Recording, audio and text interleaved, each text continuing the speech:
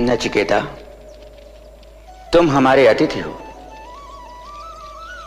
हम तुम्हारा 3 दिनों तक कोई स्वागत सत्कार नहीं कर पाए, इसका हमें बहुत दुख है।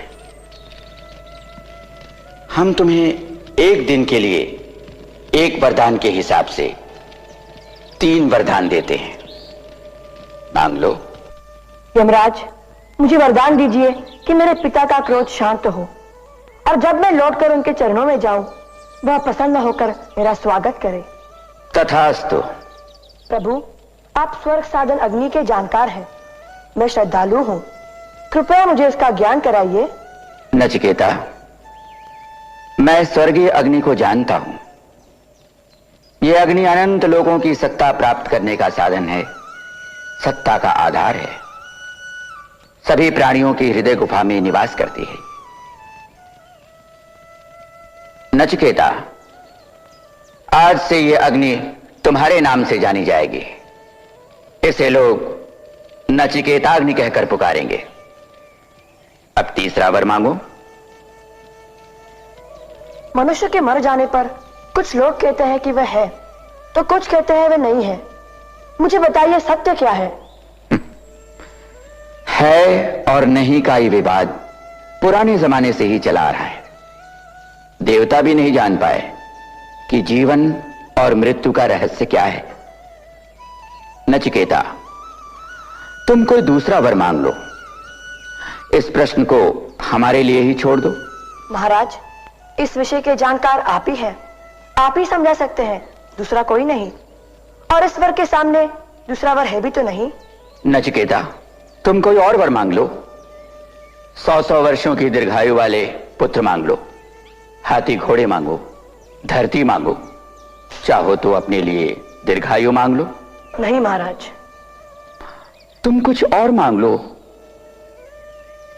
मृत्युलोक में इच्छाओं को पूरा करना असंभव हो, ऐसी कोई चीज मांग लो, हम दे देंगे। पर मृत्यु का रहस्य हमसे न पूछो। इच्छा पूरी होने का सुख कितनी देर टिकेगा? जब जीवन ही इतना छोटा है तो सुख कितना होगा? नहीं महाराज, आप मुझे यही वर दीजिए। मृत्यु का रहस्य खोलकर समझाइए। नचिकेता, इसके 2 ही रास्ते हैं, एक श्रेय का, आनंद का, और दूसरा क्षणिक सुख का। दोनों ही मनुष्य को आकृष्ट करते हैं, पर विचारवान मनुष्य सभी दृष्टियों से सोच समझकर क्षणिक सुख को नहीं, श्रेय को ही चुनता है।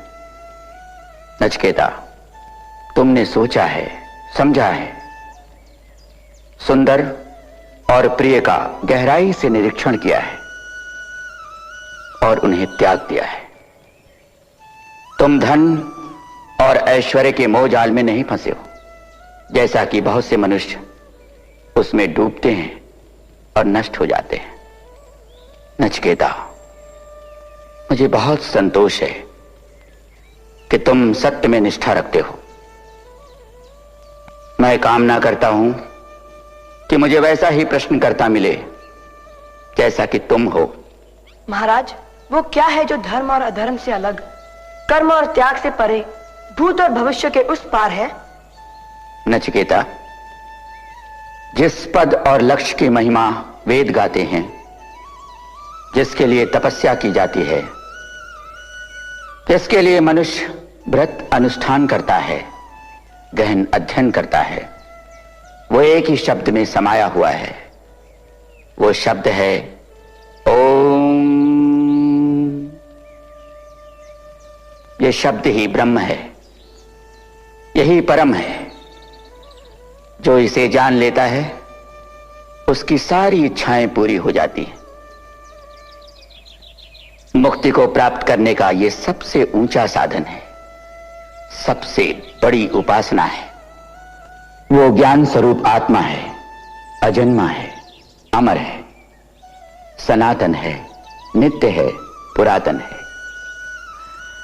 मृत्यु के बाद शरीर की समाप्ति हो जाती है, पर वो सतत विद्यमान रहता है। नचिकेता, अगर मारने वाला सोचता है कि मैं मारता हूं और मरने वाला सोचता है कि मैं मर गया हूं, तो दोनों ही नासमझ है, दोनों अज्ञानी हैं। मनुष्य के भीतर बैठा सनातन न तो मारता है न मरता है। नचिकेता, अब मैं तुम्हें सनातन ब्रह्म का रहस्य बताता हूं। आत्मा की उस अवस्था के बारे में बताता हूं जो मृत्यु के बाद प्राप्त होती है। आत्मा माता के गर्भ में जाकर दोबारा नया शरीर पा सकती है। अपने पूर्व जन्म के ज्ञान और कर्म के आधार पर पेड़ पौधों में भी जा सकती है। भले ही हम नींद में हो, पर यह आत्मा हमेशा जागती रहती है और हमारे लिए एक अद्भुत स्वप्न की दुनिया रच देती है। नचिकेता, वास्तव में तेजोमय ब्रह्म ही अमृत कहलाता है। समूची सृष्टि इसी ब्रह्म में स्थित है, इससे परे कुछ भी नहीं। जब विवेकशील मनुष्य को पता चलता है कि इंद्रियां आत्मा से अलग हैं, इसका उदय और अस्त उसी पर निर्भर करता है, तो उसका शोक जाता रहता है।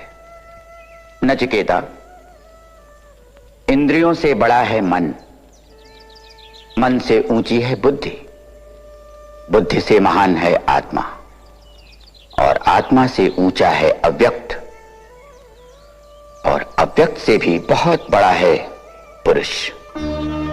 वो पुरुष जो सर्वव्यापी है, उसका न कोई चिन्ह है, न आकार, न कोई लक्षण। मरणशील मनुष्य जब इसे जान लेता है तो उसे मुक्ति मिल जाती है। इसी को अमृतत्व कहते हैं।